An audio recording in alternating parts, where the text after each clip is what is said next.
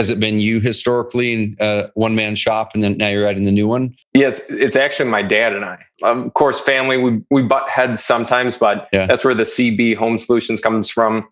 We kind of split roles down the middle where he handles the contracting management side of things, whether it's with the flips or the contractors or any sort of service providers, because I don't enjoy that. Like in my mind, I give props to anyone who's doing it by themselves. When you're managing the contractors, you're managing the invoices that are coming in and everything like that. Like marketing in and of itself is you can spend hours and hours of time on it. And that's what I like to focus on. And then having him take that off the management side of things off the plate means I don't have to go and drive to properties. I don't have to check up on properties. I can just count on him versus having to do it all myself. And the business model would be different if it was all myself, and it would be, instead of flipping properties, it would just probably be strictly wholesaling on the investment side of things, and then still doing the realtor side of things, because that's fairly busy as well.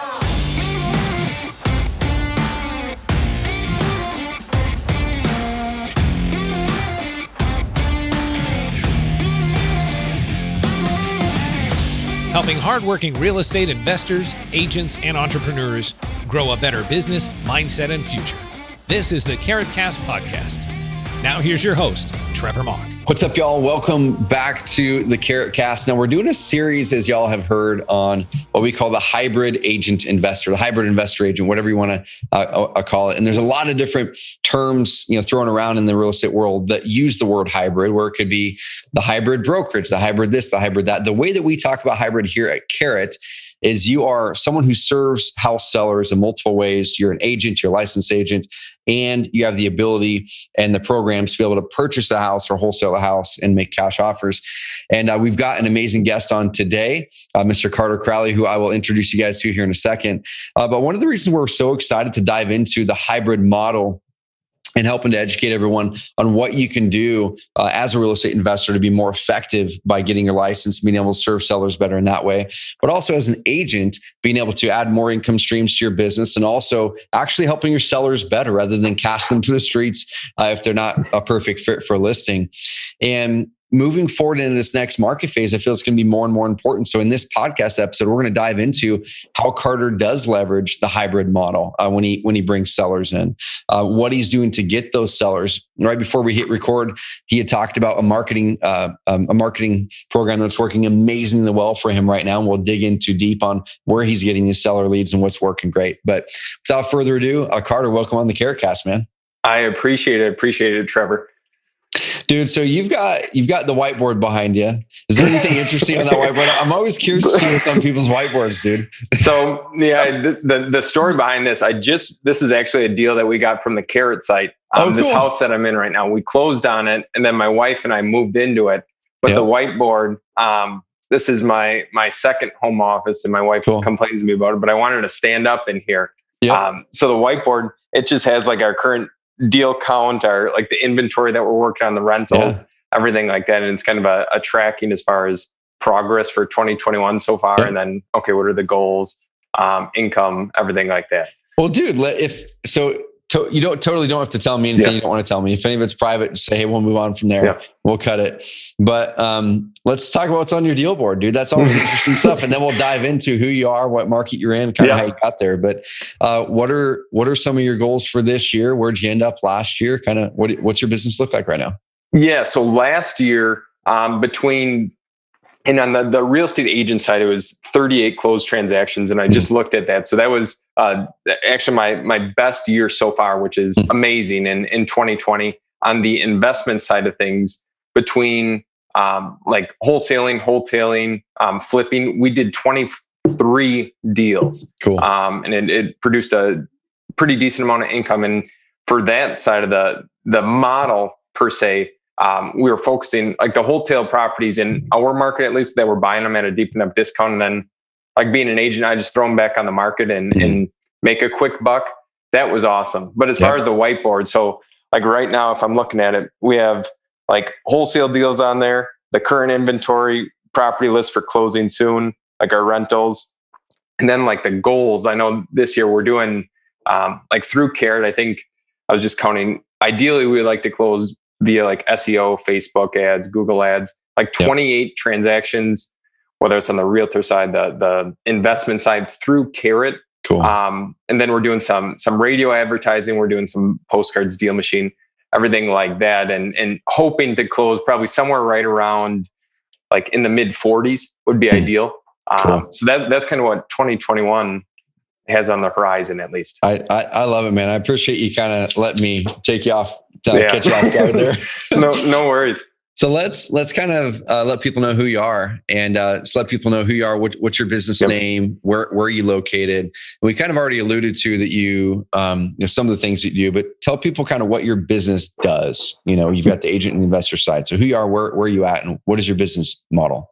Yeah. So like you had mentioned, my name's Carter Crowley. I'm centrally located. I live in Oshkosh, Wisconsin, which some people might be aware, but it's about, I always say it's an hour south of Green Bay and an hour north of Milwaukee. So pretty much in between those two larger metro areas. And then as far as like what I do, I'm an active real estate agent, have been since late 2015. Got into the investment business realistically at the same time, but then kind of fell off, I would say, until 2018-ish, and then started taking it more seriously. And have been doing both simultaneously since then, and looking at just kind of growing the team. My brother-in-law actually just came on as an employee for the investment company, so that's always exciting. So let's talk about that a little bit. What does the team look like? Has it been you historically in a one-man shop, and then now you're adding the new one, your brother-in-law, or what's the team look like? Yes, it's actually my dad and I.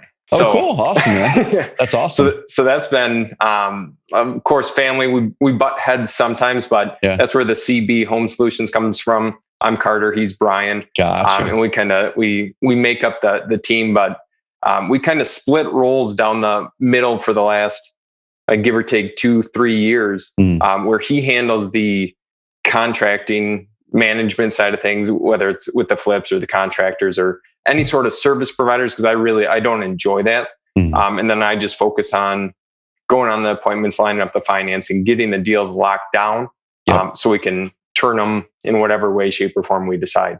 Dude, so if you don't mind, let's start there a little bit, because a lot of people that we'll talk to, they struggle to really get going, struggle to really have success because they're trying to do everything themselves. Now, not that you can't. My assumption is probably most people don't have a business partner, but for you, and let's just assume it wasn't your dad, right? Let's assume it was the same skill sets that he's doing. Where do you think you would be if you didn't have that other part, the other part of the business? Would you be as far along? Would you do a partnership again if you had the chance? Kind of where would you be? Great question. And it's kind of like in my mind, I give props to anyone who's doing it by themselves, especially if they're flipping properties. Because when you're managing the contractors, you're managing the invoices that are coming in and everything like that. Like marketing in and of itself is you can spend hours and hours of time on it. And that's what I like to focus on. And then having him take that off the management side of things off the plate means I don't have to go and drive to properties. I don't have to check up on properties. I can just count on him versus having to do it all myself. And I would say I would get the business model would be different if it was all myself, and it would be, instead of flipping properties, it would just probably be strictly wholesaling on the investment side of things, and then still doing the realtor side of things, because that's fairly busy as well. Dude, so that's such a good distinction. I want people to grab there, because what Carter has done and his dad, they have focused in on, hey, I'm going to do the things that I like more, that give me more energy. And you guys are probably able to do more deals because of that. So if you had to do all sides of that transaction, do the flips, do the leads, do the listings, lock up the contracts, go in the appointments, you'd probably be able to do half or maybe even a third of the deal volume. And so when people think about a partner, they think, well, shoot, I don't want to give up a half or 25% or whatever the number is. But you can't think of it that way, guys. You got to think of it the way that Carter and his dad have. It's not 1 + 1 = 2. It's like 1 + 1 = 3. And when you're able to do that, the 3, that extra little part in there is that you get to do the work that gives you more energy, which will then end up, you'll do a better job at it, and the result will be better. So, dude, I love it. Everyone, don't be afraid of business partners. My 2 most successful businesses were with business partners, and couldn't have done it without them. Dude, let's dive into kind of go back to 2015 now. So you got in as a real estate agent. What were you doing before then? Well, I was going to college. Yeah. And then, so I was going for political science, and then at my freshman year semester, I switched to finance, and I was like, okay, I enjoyed it. I was just going to college here in town. And everything was going well. And then like my dad actually called me one day, like it was probably a weekend or late in the week. He's like, hey, I just heard an ad on the radio for this like real estate investor meetup at a hotel in town. And I was like, okay, well, I guess let's go and check it out. And we went there on, I don't know if it was on a weekend or a weekday or whatever. And then they kind of talked us into going to the next step in the process, and then the next step in the process. But then I was like, well, shoot, do I just take a year off of school and then focus on real estate? And then a year off turned into 5 years later. And now this is what I'm doing full time, and I absolutely love it. And so that's kind of the quick story of, okay, I was going to school, and then I got the real estate license, and like that took off for like the first 3 years, and it's been extremely good since. So yeah, I kind of love every aspect of the business. Dude, so how, for context for people, how big is Oshkosh? Like what's your market area? Yeah. So Oshkosh in and of itself is like, I think like 70,000 people. So it's not huge, but and I refer to it as the Fox Valley area. So within 30 minutes of where I live is probably a metro area of like 300,000 or maybe even 400,000 if you go up to Green Bay. And that's kind of where our business focuses. I sell real estate from Oshkosh north up to Green Bay, and then we purchase properties in that same span and distance and everything like that. Cool. Dude, the reason that's important too, so everyone listening to this, you heard Carter talk earlier, the deal volume he did last year was somewhere north, right around the 50 to 60 deals between the listings and the flips, hotels, wholesales. This year, it sounds like you're aiming for a little bit more than that, which is awesome. And the direct market is only like right there where he lives is 70,000, but the overall within 30 minutes is 300,000 to 400,000. When we'll talk to people and say, well, shoot, this doesn't work in small markets. And what are you finding in a small market is working really well for you for your marketing? Now let's start with the real estate investor side, and then we'll kind of touch over on the agent side. But what in your market is working well to bring that type of deal volume? Yeah, the investment side of things, the website Carrot has been huge for us. Like that, cool. That's what we built our company off of back in like 2018 when we started making that transition to take it a little bit more seriously. And we were like, okay, well, it was going on Craigslist posting, we buy houses, everything like that. And then it got into, I saw the Google ads and I watched some of the weekly coaching calls on Carrot. I was like, well, these people are doing it. I might as well try it, spend some money, put it on a credit card and get after it. And that's, it really helped us take off. But then like to achieve the actual volume that we're doing is like we started cold calling. Then that's been fantastic for us. It's been working out really well. And there's some other investors in the area that of course do it. And we're definitely not the only one. Mm-hmm. But like one of the things that I've never been good at, and I applaud people who are, is the mailing.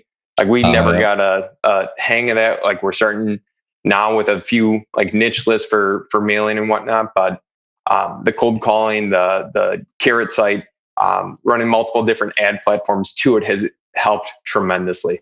Dude, and I'm pumped to dive into the ad part of it here in a second as well.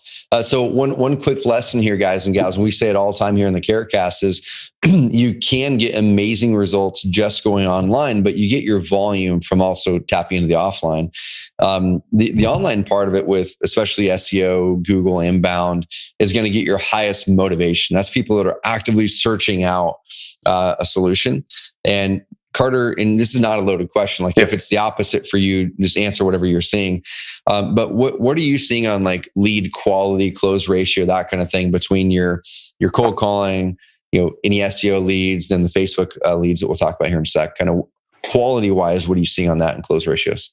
Yeah, the online leads are like, you can't beat them. And that's why I love it so much. It's like, okay, my phone dings, I see the text message, I give them a call and continue the conversation. And normally it's, like with cold calling, there's that timeline that you need to establish with follow-up, like say 4 to 8 times you're reaching out to the person to build that relationship. But with the online ones, normally they're like, okay, in 30 days or 45 days, I want to sell and I need a cash offer and I want to sell fast. And like we've locked up some crazy huge deals from the online side of things that I like. When you're just beginning, you don't think it's possible.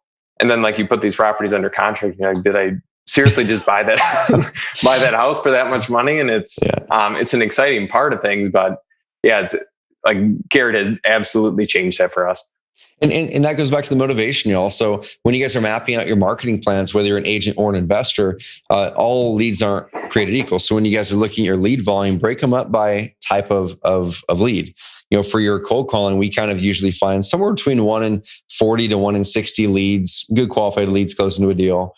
Direct mail, 1 in 20 to 1 in 40, closer to the 1 in 40. Google ads, between a 1 in 10, 1 in 20, 1 in 25, usually close into a deal. And then with SEO, it depends, but I've seen as low as 1 in 4. But our average is kind of like 1 in 15, 1 in 10 to 1 in 15 close into a deal. And so map out your marketing plan that way, guys. You can get fewer leads to get the same profit or even sometimes more profit because of the motivation with those sellers. So dude, let's kind of dive into, I want to unpack this a little bit. So your journey with Carrot, you joined Carrot. What were some of the first things that you did to start to get some of those results? Because as you can probably imagine, there's a number of people who will join and then not do the work or kind of get stuck. And they're like, what do I do next? And what did a guy like Carter do to pull out dozens of deals every year and hundreds of thousands in profits using Carrot? So what did you start off doing and where did you kind of initially get that traction? Yeah, so I think being completely transparent, in the beginning, we were the same. Like I bought the site and I'm like, okay, well, I don't know how to drive traffic to it. Like what good is a website if you don't drive traffic to it?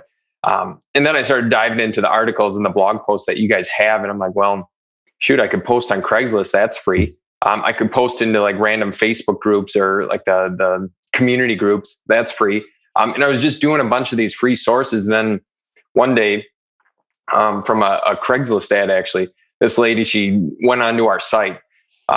And she called our like a vanity phone number. It's that we have going to my cell phone. So I answered it. I'm driving in the car and whatnot. And my wife, or my then girlfriend, now wife, was sitting next to me. And so I took the call and I'm talking to the lady and I'm like, okay, it sounds like a pretty decent neighborhood the house is in. And she told me she wanted like 110,000. I told my wife quick and I'm like, Katie, can you look up the property like just to see how much it's worth? And she's like, oh, it says like 174. And I'm like, 174?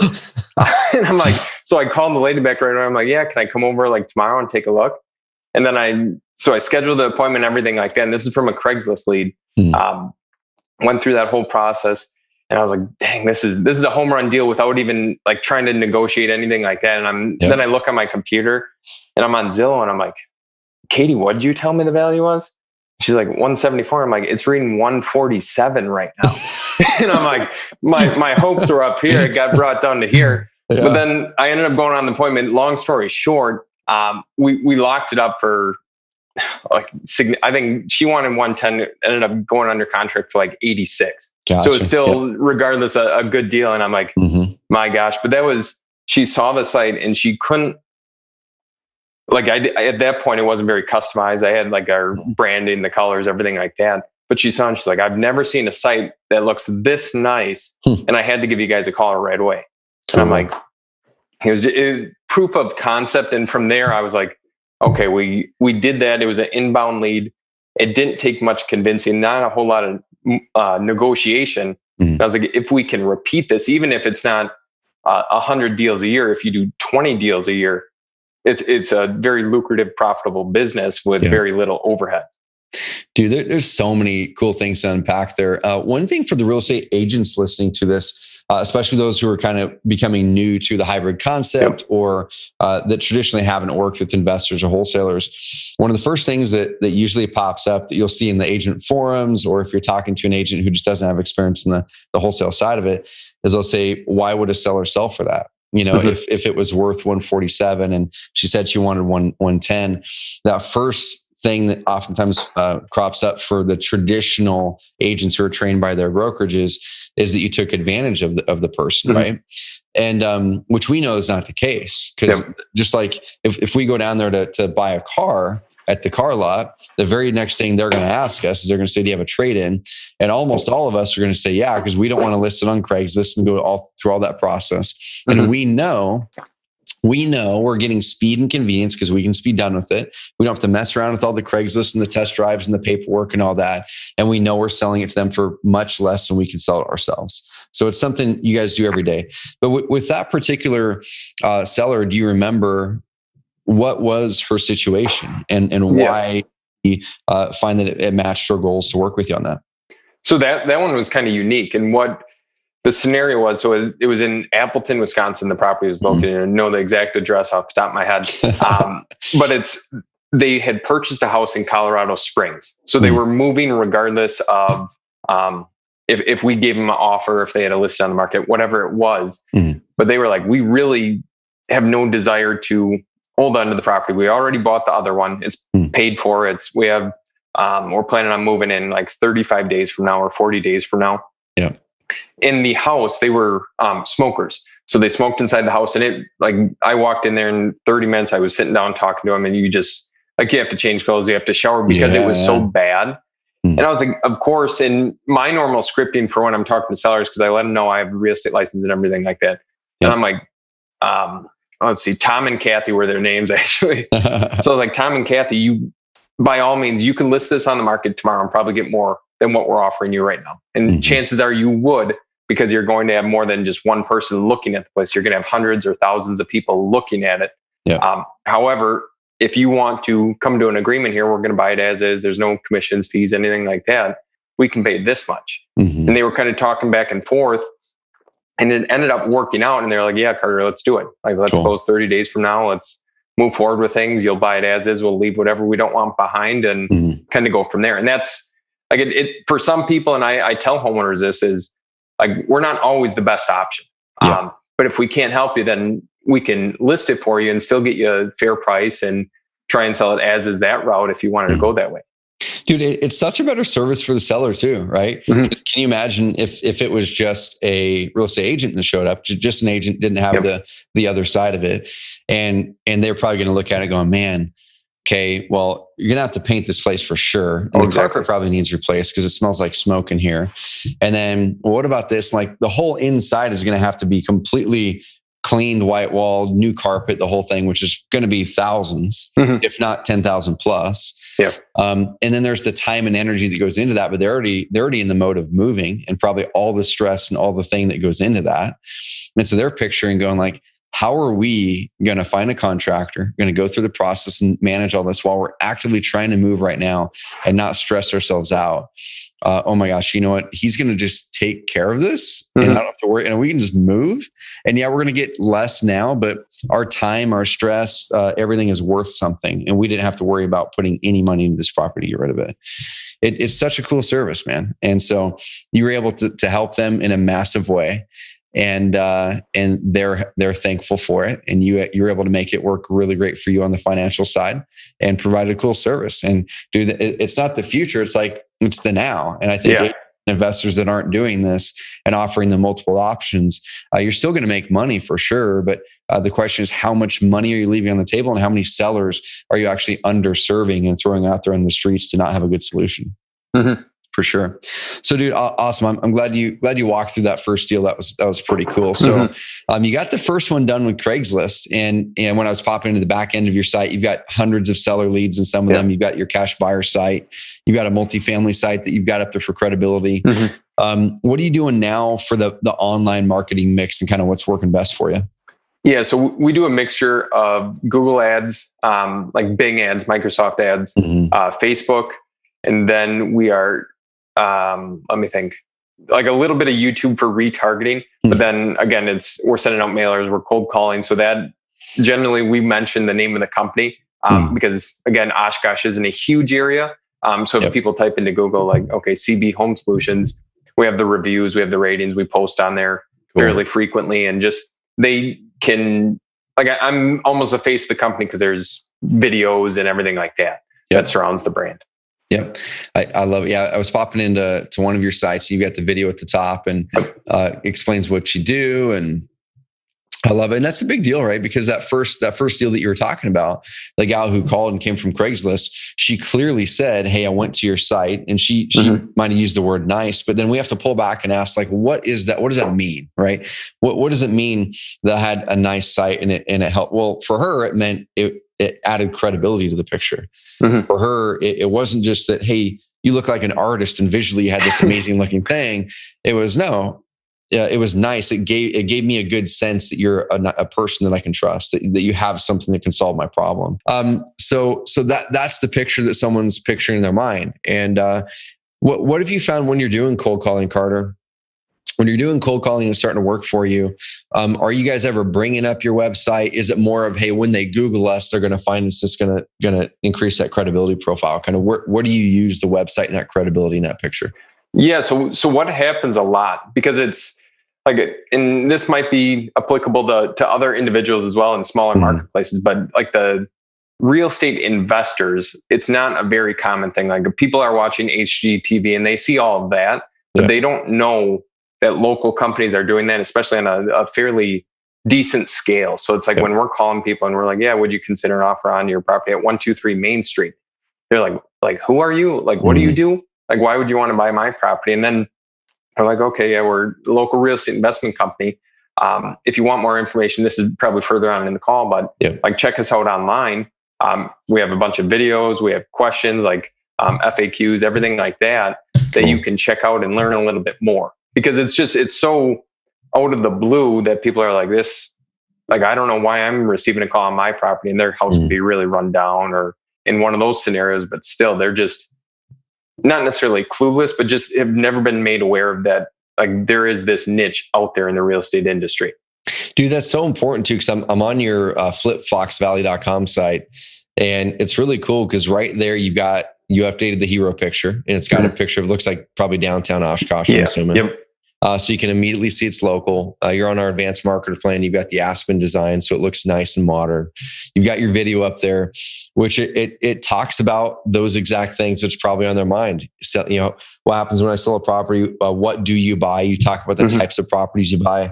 Nice properties, other things like that, the ones that are run down. Yep. You got really good testimonials and credibility.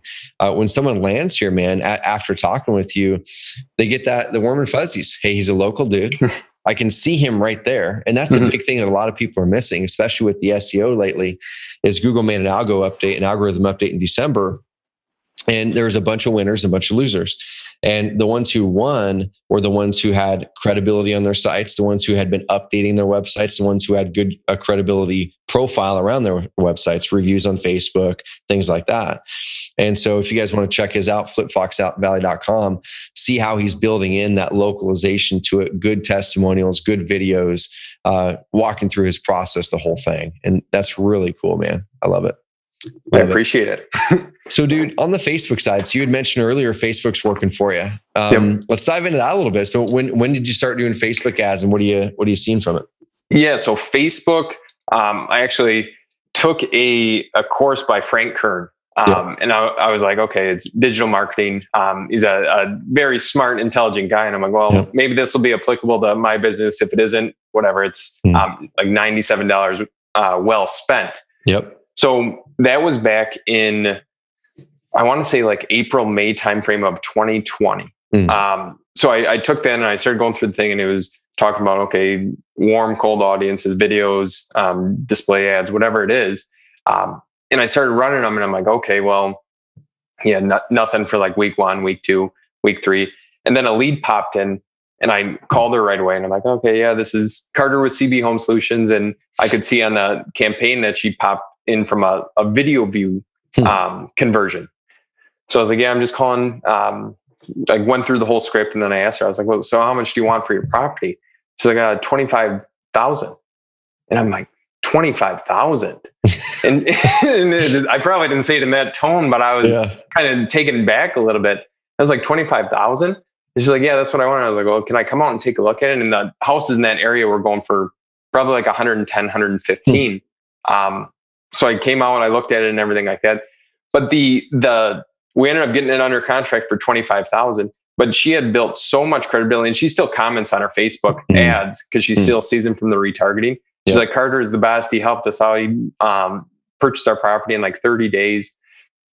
And she is just a raving fan for us being able to help her. And we ended up making a profit on the property. We just ended up selling it again, but like still a situation like that. And I told her, I was like, we're going to be at a fairly low price, but if you wanted to put it on the market, we could go that route. She's like, no, I have no interest in doing that. I don't want people walking through. And this was during obviously the beginning of COVID. So it's like she had some sort of guard up there, but yeah, extremely nice and thankful that we were able to help her out.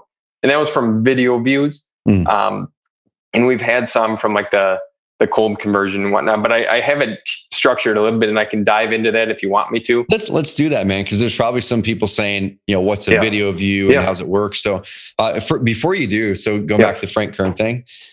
So this is going to date me a little bit, but going way back. So I'm 38 right now. And when I first got into the online marketing game, dude, it was 2007. And I graduated college in 2006. And right out of the gates, I started learning about marketing. Cause I'm like, if I can become a great marketer, then I can figure out whatever I want to do. Like it can use the skill set in anything. Whereas if I were to get a highly specialized skill that's just for one thing, like a dentist or whatever, like you can only do that one thing forever pretty much unless you change. And so I said, I'm just going to be the best marketer I can possibly be. And started to get into the online kind of circle of guys. And Frank Kern was the guy who popped up to me in 2008. And I bought his original course called Mass Control, which was like originally back then, it was kind of the gold standard for if you want to become an amazing marketer, know how to message well and stuff like that. And then 2008, I went to my very first ever live event. I've talked about it here on the podcast before. And I actually won a ticket to this $8,000 week-long event. And it was like anybody and everybody in the internet marketing world. Frank Kern was teaching a private workshop at it. And it was me and like 10 other people. And so we had a chance to dive in with him for half a day on that. And he's just one of the best pure, I don't know, like, how do I say this? He's one of the best pure marketers, but the way that he does it puts you off guard because he doesn't use these like hard marketing tactics. He knows he knows what you're thinking because he knows his prospect really well. And he just talks to you like just a normal dude. And the way he writes his emails and everything, it's very non-professional. The way he talks is very non-professional. His video ads are very non-professional.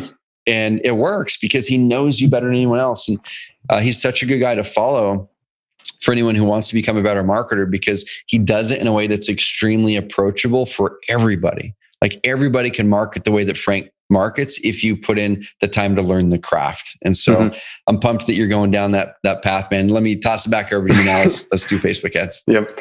So it's like the basic structure, and like he goes over this, and it was like a 30-day course. So it's not extremely difficult to learn, and he might still offer it. But it was like going from like zero to starting a business, something like that, and making a profit. Cool. But it's the concept is, okay, you're going to run like video views where you're just making videos, you're targeting people, everything like that. And then you're going to run display ads, which is like the conventional picture with a call to action at the bottom. Okay. Like you're just those two ad types. And you're going to run it to both warm audiences that have interacted with in some way, shape, or form. Maybe they watched 5%, 10%, 15% of the video, or cold audiences, which people who don't know you at all, everything like that. And you're going to try and target different demographics or segment the audience a little bit. And with Facebook, it's difficult. And anyone who's ever explored it, you can't, like with housing, there's only certain aspects that you can target in the niche. Yeah. So what you need to do is kind of test it out a little bit, at least see what's working best for you, and go through it. And our concept was, okay, we'll run cold display ads to try and drive conversions, and cold video ads to just talk about real estate investing, like what we do. In the ad, if you guys go to the Facebook ads library, you can type in our your Facebook link and check out the videos and whatnot. It's all free content. But I talked about the investment process, what we do, and then people are like, okay, well, they'll reach out. And of course, you have people commenting that don't really know anything about it. We only paid 20, 30 cents on the dollar and everything like that. But then people start to build a relationship with you. And we just actually put one under contract yesterday with a gentleman who had saw one of our cold ads, the cold video one, and then he kept interacting. He kept watching the warm videos. And we have multiple sets. And then he called me. He's like, "Yeah, Carter, can you come out and take a look at the property?" We made him an offer, and he, like, only person he called, only investor he called, put it under contract. And like, it was as simple as that. And he had no other like connection to us other than seeing us. And he's like, when I met him, he's like, "Yeah, I've seen you quite a bit on Facebook." And I just smiled at him, and I walked in the door, and he like totally receptive. There was no guard up or anything like that. He already knew you, man. Exactly. Like it's the dude he's been seeing up there. Yep. He knew you. It's huge. It's such a big advantage too. I'm flipping through Facebook right now. And of course your guys' company name is CB Home Solutions. Yep. And that's one trick, guys and gals. If you guys didn't know, just like Carter had said a little bit ago, and bear with me as I look this up. Yep. As he had said a little bit ago, something Google did, I think it's probably 2 years ago with some of their privacy stuff, is you can go through there and see every ad that any page is running. And it's pretty cool. And sometimes they'll even show you like the historical ads. I don't really know what they show, specifically now these days, because they change it up. But you go down to the page transparency section, and then you'll see the part where it says ads from this page, and you just click go to library. And so that can be a dangerous thing too, because if you're gonna model someone's ads whose don't work, then you're modeling something that doesn't work. But when you hear something working really well, I'm always a huge fan of not reinventing the wheel. You just go, how do I model something that works but make it my own? So I'm not going to go there and rip off Carter's ad copy. That's not something you guys should do. You don't go copy and paste his copy, but understand what is the psychology behind this? Like, what is he saying? What is the video saying? Okay, cool, awesome. Let me go make my own version of it. That is me. That's my words. That's my take on it. But it was inspired by something I know works. So let's do this, man. You talked about the cold ads and the video views. I'm just flipping through some of your stuff here. These ads are simple, but really, really good. So what are some of the videos that are working the best for you to get engagement? So the first one that I ever even made, which is actually surprising. So I was in a rental property of ours that we just turned the unit, and I set my phone up on the open cabinet, open cupboard in the kitchen. Yep. And I was like, okay, I'm just going to start talking. And I went through the whole process of, this is Carter with CB Home Solutions. Do you have a property that like needs any repairs or that you're interested in selling? Just kind of went on like 4 or 5 minute explanation of what we did. And then we only have actually like one cold video ad running, and that one's been producing.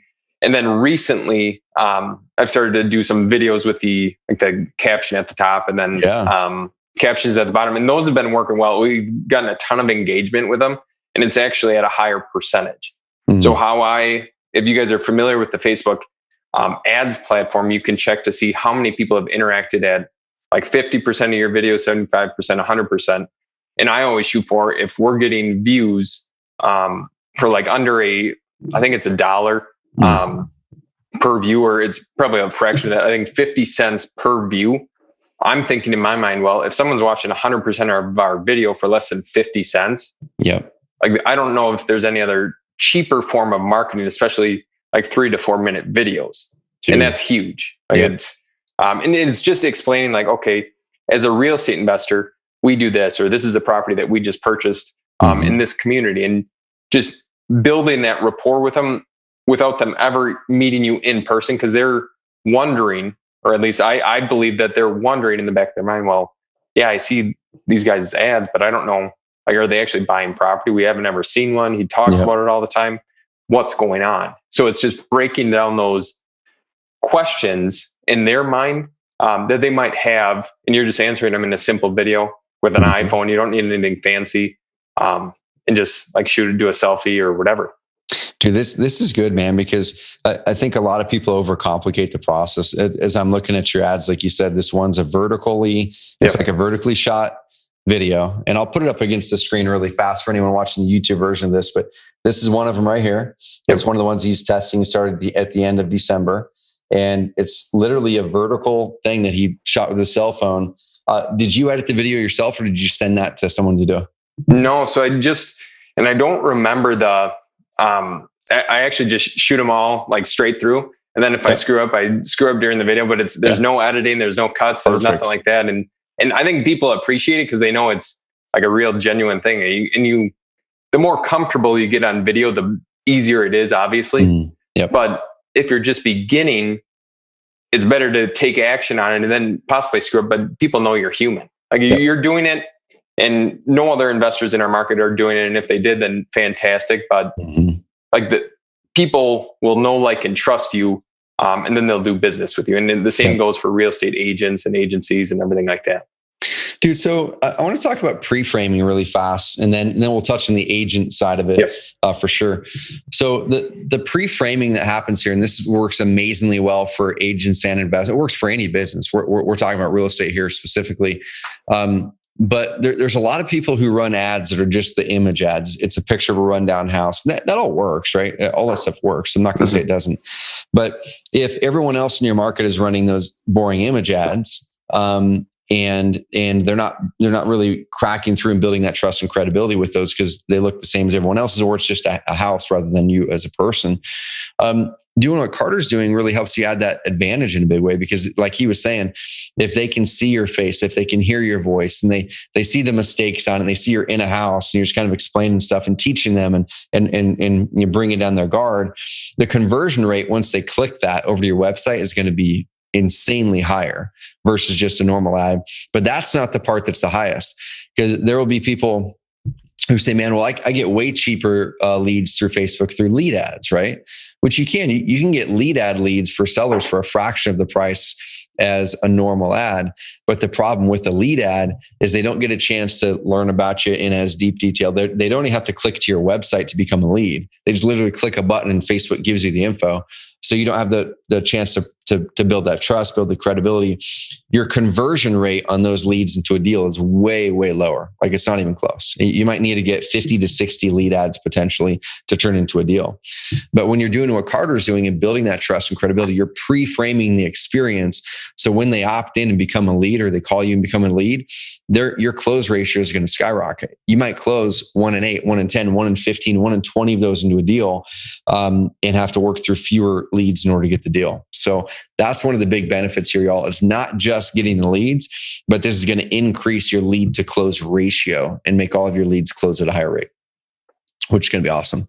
Dude, so you get these leads in. They're coming in from Facebook. They're coming in from cold calling. They're coming in from some SEO stuff, even Craigslist at the start. What do you, when you talk with that seller now, at what point do you bring up the fact you have a real estate license, and how do you then go and present the multiple offers to them? Are you leading with the listing? Are you leading with the cash offer? Kind of what do you do there?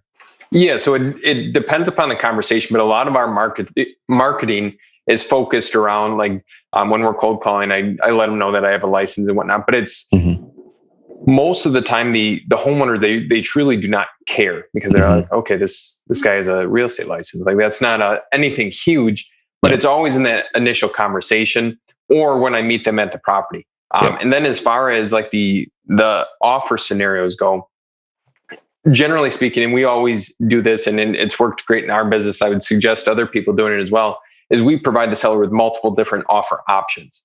So like the first option is a cash offer. It's a low amount. It's definitely very, very low. The second option is like an investor partnered offer, like a wholesale deal offer that will assign the contract to someone else. And then the third option is either possibly like seller financing, or I ask them, like listing on the market, this is what the retail value might be. But then, and it depends on how motivated the seller. Of course, if it's an extremely nice house, then you're going to have to cater it differently to those individuals.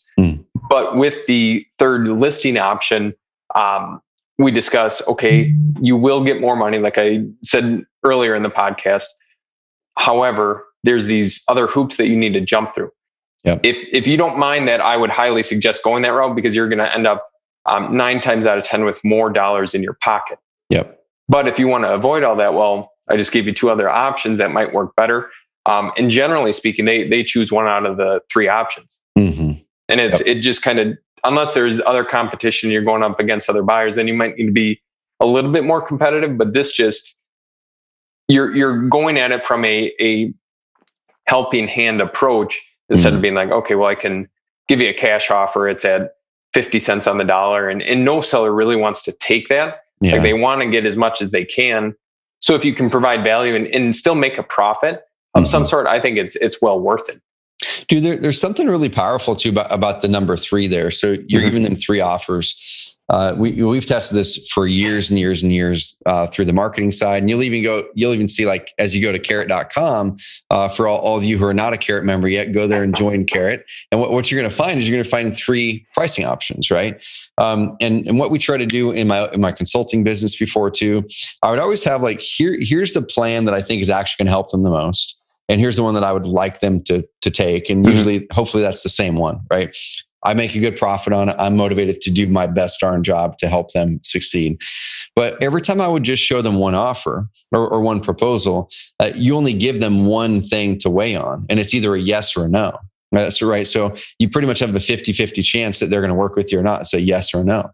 And so then I started to go, well, what if I brought 2 offers? Okay, there's plan A and plan B, the gold and the silver or whatever, right? And that's good. But what happens then is people weigh the 2. And when people just weigh the 2, if they're quite different, sometimes people feel bad for choosing the expensive one. Going, oh, shoot, well, I don't want to be the person who chooses the expensive one. So more often than not, they're going to choose the cheapest one. And so even though the one that I wanted them to choose was the one up here that was more expensive because I knew it was going to help them more and I could put more time and money and investment myself into it, most of them were choosing the cheapest one. I'm like, that's not good for either one of us. And so then I said, well, what if we had a 3rd offer in the middle? And let me make the most expensive one actually like crazy. So it's way up here and it's like the full meal deal. It requires a lot of things and it's gonna be really expensive. The cheap one really is kind of bare bones. And it's more me coaching them and doing whatever. And then the middle one is really the one that's the best value for both of us. 9 out of 10 choose the middle and your close ratio goes way up because now people were able to choose between multiple options and make their choice that they felt like, well, I'm not paying the most, but I'm also not taking the cheap one. I'm going to go right in the middle. And it works great. And so what you're doing there is essentially very similar. It's, here's one option way over here, which is you can take this, but there's these question marks of the listing and how many is the buyer going to back out and how much repairs are you going to have to do. And like, there's all these question marks and work for you over here. On the other end is potentially more money. On this side over here is the lowest price, but the quickest. And then somewhere in the middle is probably what you guys are going to choose. And so make sure you guys, when you're doing that, you're not just showing up as an agent investor hybrid and just saying, here's the listing and here's the blah. Try to give that 3rd option in the middle. If it is an owner finance, if it's something like that, and make the option in the middle, the one that you want and the one that can help serve them the best.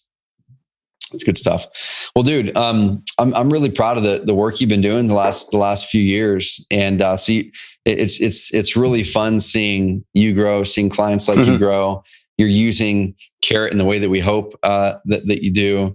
So when you were researching Carrot, and even now that you're 5 years in as an agent and several years in with Carrot, why did you choose Carrot? I guess in that initial research versus something else or building your own. And now that you're having success and it's a multiple 6-figure business, why aren't you going and building a custom site instead of using Carrot's proven system? Yeah, that's, I guess the main thing. So when I was doing the research and whatnot, I probably typed in like real estate investment website or on the Google or something like that, and Carrot popped up. And then of course you do the screening, you go on YouTube, you type in like reviews or opinions, anything like that. And Carrot, I saw all these reviews, like raving fan reviews. And then like I did a quick Google search and I'm like, okay, well, like these sites I see at the bottom, like powered by Carrot. I'm like, what the heck is Carrot? Or at that time on Carrot. So I was doing research and looking, and then I came across the site and I'm like, man, you start off, I think it was at that point, and it might still be a free trial. And I'm like, okay, well, I might as well look into it. And I started off on the basic plan, probably $49 a month, whatever it was at that time. And then just evolved from there. And now I've never even thought about leaving the platform because I'm like, okay, we built this up. It's working fantastic. I don't want to change a thing. Like I can customize it. It's so easy to work with. The visual editor now is awesome. And it's one of those things that it's such an essential tool in the business that even if it was down for like a week, 2 weeks, something like that, if I in the transition to a new site or system, I don't personally think there's any better websites out there. And I personally haven't done the research, but I know when I look on Google and I see that 3 or 4 out of the top 5 sites are all carrot sites, I believe there's a reason for that. And that's what I'm sticking with in my mind. And I might be naive in that regard, but it's worked for us. So it's awesome. I love it, man. I love it. And that's something we talk with big investors all day long. There's another one from Denver that reached out to us. He's in a big mastermind. He built his custom site. My friend Kent Clothier actually called me up. He's like, dude, I've got 2 of my clients in this mastermind who's like, they're spending 10 grand a month in Google pay-per-click and they're burning it. And he said, can you help? I'm like, probably. I mean, just let me like send them my way. I looked at their sites, their custom sites, dude. They were pretty, had a good video of him up in what we call the hero section, but loaded insanely slow, which is going to hurt your conversions and SEO. But even worse, it just wasn't set up to convert. And that's the thing is for the layman, you can look at 2 sites and you might think this one looks pretty and go, oh, well, that must be the route and it looks different. But I could look at it for 2 seconds and know he's probably losing at least half of his revenue on the Google pay-per-click side of it. And you can double his conversions with just a switch over to Carrot.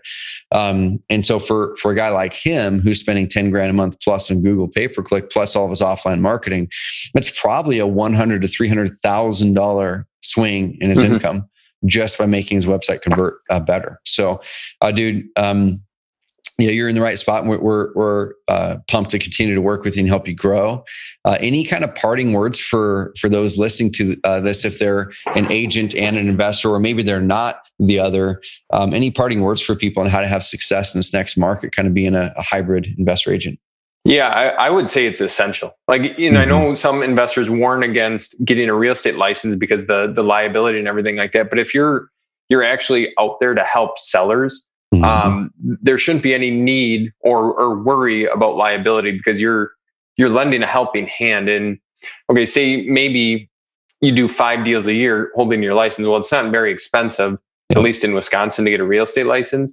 And if you make 10, 15, 20,000 in commissions, it might be worth it. And then you're more knowledgeable on the contract. So I just think it's essential to have a real estate license, especially in a business like this, because the skills you gain from knowing the legal side of things, but then also speaking with sellers, having the confidence to properly portray like what you're having them sign and fill out, and you're buying their house. So it's a huge decision to make, and anything that can help with that, I think, is a needed skill.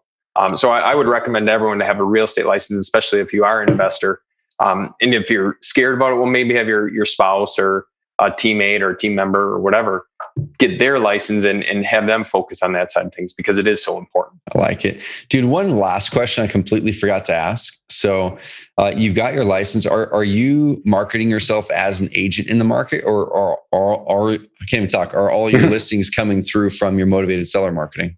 No. So a lot of it's, I'm doing a lot of real estate marketing as well. So it's about I closed 38 transactions in 2020. About half those were our listings. The other half were other clients that I was representing, whether it was through referrals or even just sending them to the site and buyers. And my agent site is now almost geared more towards investors, such as like people looking for rental property or income producing property, because I think there's going to be a need for that if the economy turns and so many people want to protect their hard-earned capital.